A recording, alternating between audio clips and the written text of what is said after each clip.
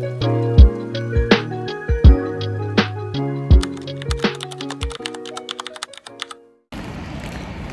guys, Christmas today no, December 25. Ibang iba talaga yung Pasko dito kasi sobrang quiet.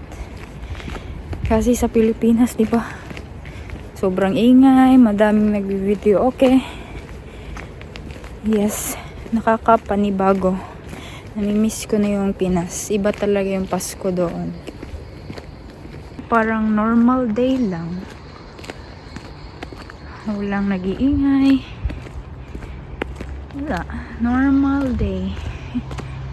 But sabi ng asawa ko is nagse-celebrate naman ng Pasko yung mga Finns, December 25. But sa Russia, ang Pasko nila is Orthodox Christmas, which is January. But yun nga, dapat uuwi kami sa Russia para doon magpasko, no? Kaso sobrang daming tao sa border, as in sobrang taas ng pila at saka magulo, so hindi na lang kami nag-uwi. But probably sa New Year, probably, sana. Mabuti natunaw yung mga snow no, kasi nung nakaraan is grabe talaga, ang hirap maglakad kasi nag-yellow yung daan. Mabuti na lang is natunaw na siya. Ay, hindi yan masyadong malamig, positive siguro ngayon na nag-una-una na yung asawa ko kasi nagbike siya no. Wala kaming sasakyan guys. Ang sasakyan namin is bumagsak sa technical inspection. 2 beses. Kaya kailangan pa siyang ayusin. Kailangan pa i-fix kung ano yung dapat, kung ano yung part na bumagsak. So dito sa Finland no, dapat ang sasakyan is roadworthy. Kasi hindi ka, yes, sobrang mura ng sasakyan dito but sobrang mahal mag-maintain, and everyday merong tax ang sasakyan pag ginagamit mo. May tax is, asa naman yun siya, uy? Iniwan naman ako. Ano to dito? Kita niya yung ice na to. See? Sobrang dulas.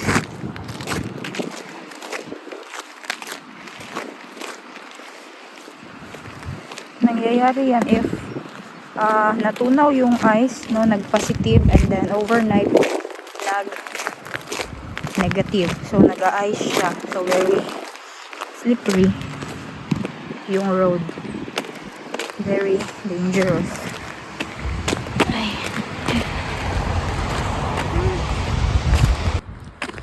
See? Kita niyo yan guys, ice, yung white ice yan siya. Hindi na siya masyadong madulas kasi mayroong mga maliliit na bato. Doon sa kakilala namin ba, binisita namin sila. Grabe, sobrang ano nila, tawag nito, lasing. Mga Finns guys ba kay mga lasinggero talaga sila, no? Akala ko yung mga Pilipino is grabe ka mga lasinggero, mas meron pa pala. Mga Finnish guys, grabe uminom. Mga Russians din.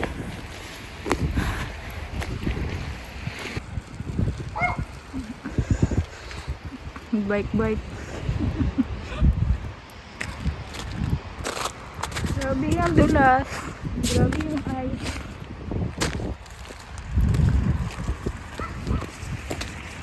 Here.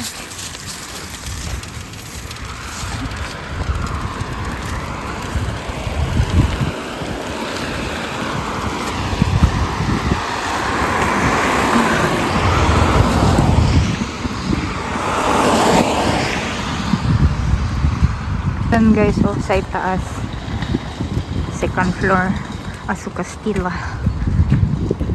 Ang Asu Castilla is parang residential meeting area, parang socializing area ba. Meron silang pa-event ngayon. Actually, like every morning nagpupunta talaga kami dyan, no? Kasi parang hindi na kami gumawa ng breakfast. Kasi meron silang ano dyan guys, pa-breakfast. Hindi mo pa-breakfast, parang pa-snack ba. And ang sarap ng kape dito sa Finland guys. Sobrang sarap ng kape as in. Yan is ano yan, Asian market. Ito din Yala Asian market yan.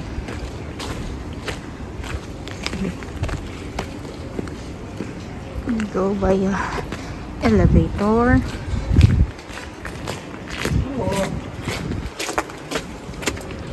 Ito nakasulat. Kiitoksia, ollaan täällä Christmas Koivukylässä Day. Asukastilassa.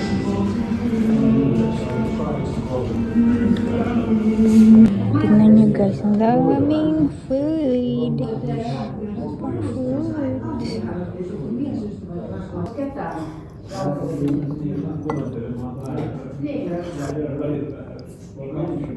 Meron siguro silang paganito, no? Kasi para sa mga tawag nito, siguro yung walang family, walang kasama mag-celebrate ng Christmas, kaya naglagay sila ng ganito, no? Ng ganitong pa-event sa community center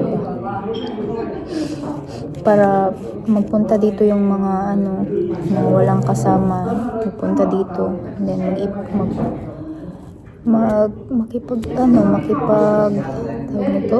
makipag-usap sa iba. Kasi malungkot dito guys, no? Marami ang mga ano walang family, lalo na yung mga matatanda na, kawawa.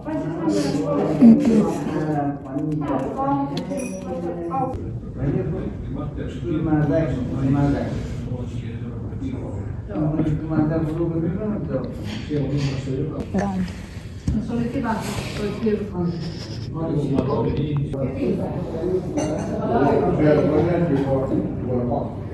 Rice bread with egg and butter. oh and butter.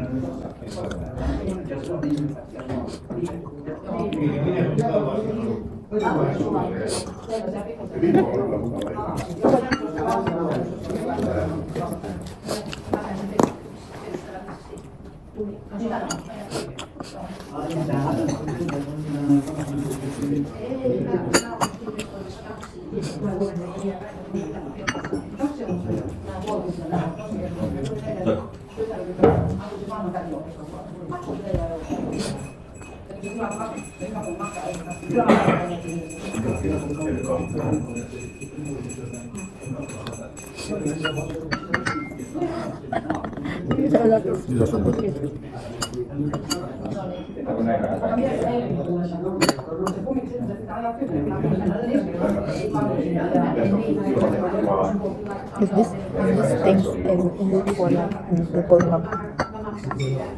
who have no family to celebrate with? Yeah. Right. How about New Year? No one has it in New Year.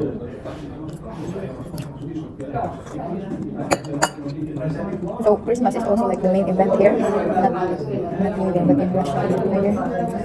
In Philippines it's both.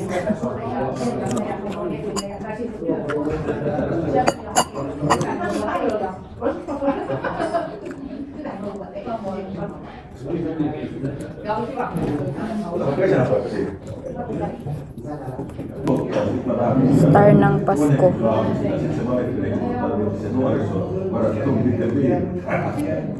No sama se oli edelleen. Se vaan haluaa tarjota silloin hyllyllä. Malungkot ang Pasko dito guys, no? ikalawang Pasko ko na dito. Ay, ikalawang Pasko ko na hindi nagpasko sa Pilipinas. Kasi last year nasa Russia ako na. Pero umuwi naman ako pagka January. Hindi ko lang naabutan yung Pasko. Hindi ako umuwi ng Pasko. Last year, Pasko and New Year sa Russia. This year, dito. Finland.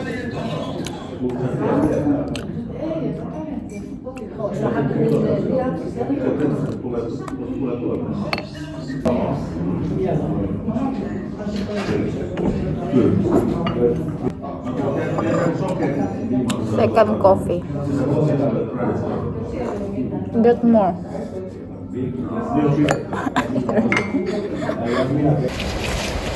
Train. Sa likod.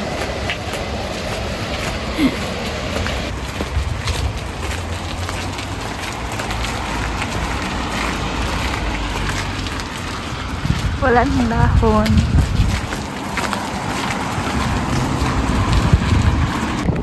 Punta tayo sa S-Market.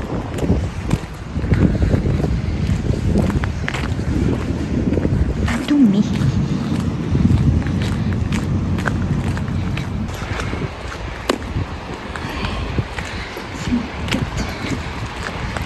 S-Market. S-Market.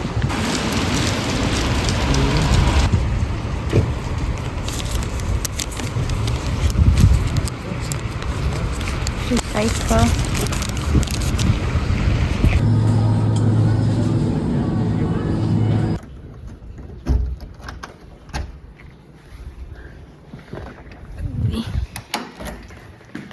Mag-reserve tayo ng time. Sana walang maglalaba. 25. Mag-reserve tayo ng time na. Walang naglalaba today kay Pasko. But kami is maglalaba kami.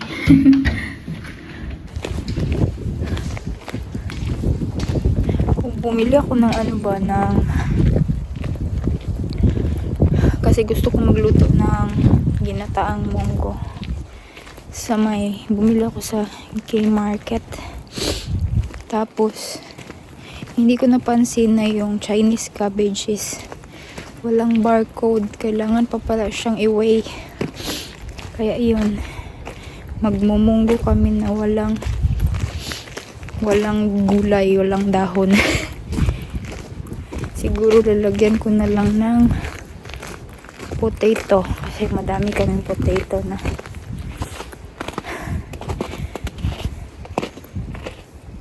So, ganun dito, no? Kailangan ikaw mag-weigh. Ikaw timbang ng mga bibilin mo. Mostly sa mga tinitimbang is gulay at saka mga prutas. At saka minsan yung mga candies tinitimbang.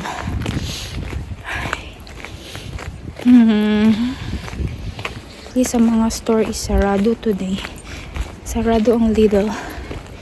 Maganda pa naman sa Lidl kasi mura.